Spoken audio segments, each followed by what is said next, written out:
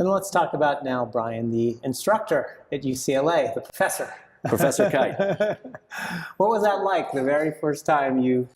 Someone called me professor? You donned the bow tie and the patches. And you I put the patches out of my pipe.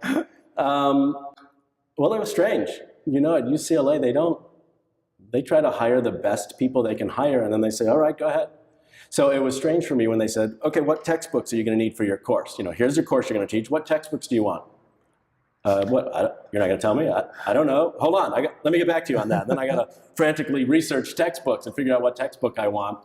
But they don't tell you what to teach. They just hope that they've hired the best people that are making a difference. And that's good, especially for directing, because directing, you can't just teach a general process.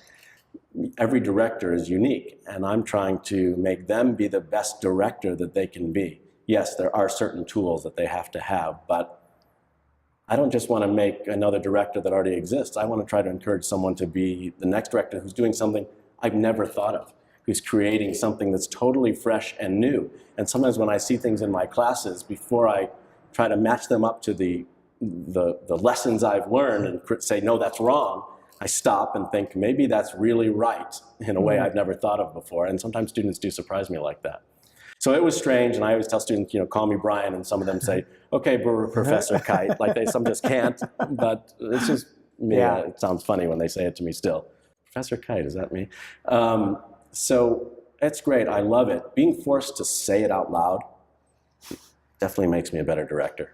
I just have to say it. I have to say what's wrong or what's working and what's right in that moment and how it can be better. And as you said, it's a difficult thing to teach somebody to convey that. What are some of the tips that you give somebody who's really just struggling at connecting with, say, an actor?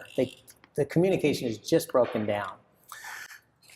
You know, I try to say early on to my directors that directing, one of the major parts of directing is inspiring the artists around you to do their very best work. Actually, most people don't know any idea what directing is, period. Often theater people or people who work for a long time, they say, really, what does a director do? I was like, it depends on what directors they work with. But people who are not theater people, it's hard to know what a director does. But working with an actor who's having trouble, first of all, you can never give up. Your directors lie in their beds at night and stare at the ceiling saying, how am I going to make that moment work? How do I get this actor where they need to be? But first acknowledging that that's an artist over there is helpful. Right? These are two artists coming together to create that moment. So once you kind of get that there, then it's guiding it and keeping your mind open to what they're doing. Maybe there's something to the moment that's more true in the way they're handling it. But if you don't believe it or it doesn't serve what you want from the whole play, then you're going to have to convince them why. You know, I worked with Daniel Sullivan as his assistant once, great director. Yeah. And Dan, on the first day of rehearsal, he kind of told me, oh, I think this is kind of how I want this character to be played. And then I watched in the rehearsal process, and the actor was doing nothing like that. And I was, you know, like, what are you doing? And he was kind of like, it's not a race. I mean, I know where the finish line is. I guess that is a race then. I know where the finish line is, but we're just in the beginning. And I swear I never saw Dan do much of anything. Once in a while he would walk up and maybe say something to the actor or say something to another actor about the way they were approaching that scene. And I swear by the end of our rehearsal period, it was exactly how he said it was going to be on day one. So sometimes it's subtle, and every actor is different. You have to figure out, how does this actor work? Is it about giving notes in front of everybody so that he's, you know, they're responsible for implementing those notes?